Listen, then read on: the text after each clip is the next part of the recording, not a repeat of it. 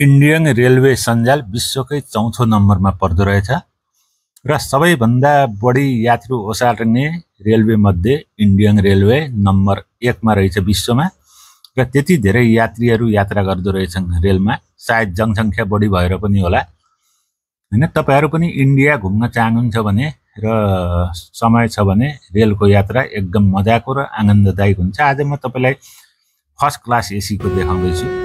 यो first class AC को डिब्बा हो जसलाई प्रथम वातानुकूलित भनेर लेखेको हुन्छ डिब्बाको बाहिर र यहाँ छिर्ने दुईवटा ढोकाहरू हुन्छन् अगाडि र पछाडि गरेर। छिर्ने बित्तिकै तपाईले देख्न सक्नुहुन्छ यहाँनिर वास बेसिन हुन्छ हात मुख धुनको लागि। यहाँ गुड्का खाएर थुकेको रहेछ इन्डियामा भइगयो। त्यसपछि त्यसैनिर सटेर दुईवटा शौचालयहरू हुन्छन् र यसको शौचालय एकापट्टि इन्डियन प्यान भएको टाइपको हुन्छ भने अर्को साइडतिर सायद कमोड हुन सक्छ। हेरौँ है त, हेरौँ कमोटै हुँदो रहेछ अर्को साइडमा। यसै गरी यसको अर्को भागतिर एउटा बाथरुम र एउटा शौचालय हुन्छ। यो ढोका भयो भित्र छिर्नको लागि। छेउमा प्यासेज हुँदो रहेछ। यो प्यासेजबाट भित्र छिर्न सकिन्छ, झ्यालबाट बाहिर देख्न सकिन्छ र यसमा क्याबिनहरू हुन्छन् मान्छेहरू बस्नको लागि।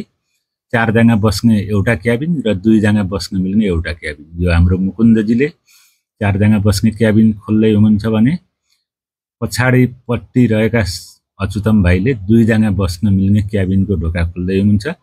क्याबिनको ढोका चाहिँ स्लाइडिङ सिस्टमको हुन्छ। चुक्कु लगाएर मजाले भित्र बस्न सकिन्छ, पर्दा पनि लगाउन सकिन्छ, हेर्न सक्नुहुन्छ। र भित्रपट्टि 4 जना बस्नेमा एउटा तल र एउटा माथि र अर्को साइडमा एउटा तल र एउटा माथि आम्ने सामने परेका सिटहरू हुन्छन्। माथि जानलाई यो भर्याङ लिस्नो टाइपको पनि हुँदो रहेछ, माथि जान सकिन्छ र टेबल पनि छ खाना खानको लागि र पानीको बोतल राख्ने ठाउँ पनि छ त्यहीँनिर। र यता अगाडिपट्टि झ्यालतिर सिसा पनि हुन्छ। हाम्रो काशी दाई बसिरहनु भएको छ तलको सिटमा र माथिपट्टि जानेमा हाम्रो कमल दाजु बसिरहनु भएको छ। र मोबाइल चार्ज गर्नको लागि 4 वटा चार्जरका पोइन्टहरू हुन्छन्, बत्ती निभाउने स्विचहरू हुन्छन्।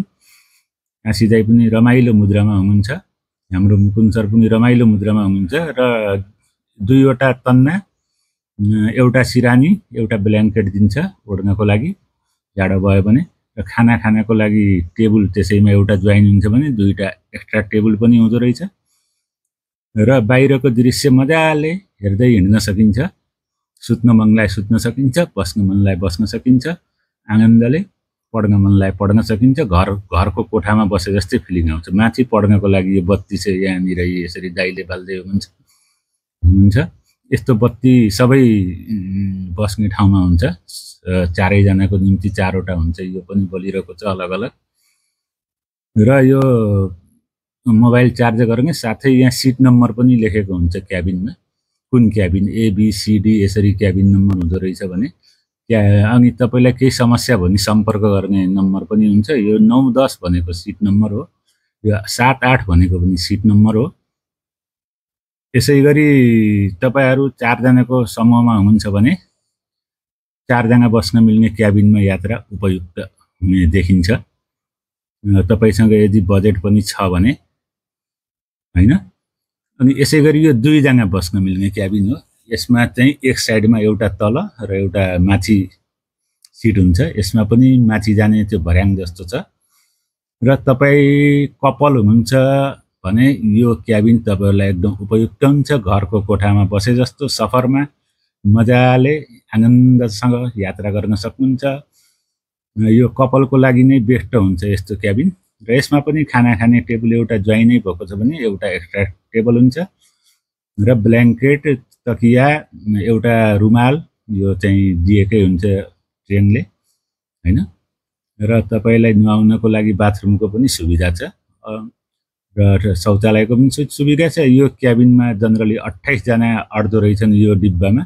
अनि तपाई बीचको स्टेसनमा पनि उत्रेर रेलको मजा लिन सक्नुहुन्छ। बाहिरका दृश्यहरूको दृश्यपान गर्न पनि सक्नुहुन्छ। र तपाईलाई खानाको लागि रेलमा सबै ल्याइरहेको हुन्छन्। खाना भन्दै आउँछ, चिया, कफी, बिस्कुट हैन, थुप्रै चीजहरू, पानी खान सक्नुहुन्छ। हामी इन्जोय गरेर यात्रा गरिरहेका छौं।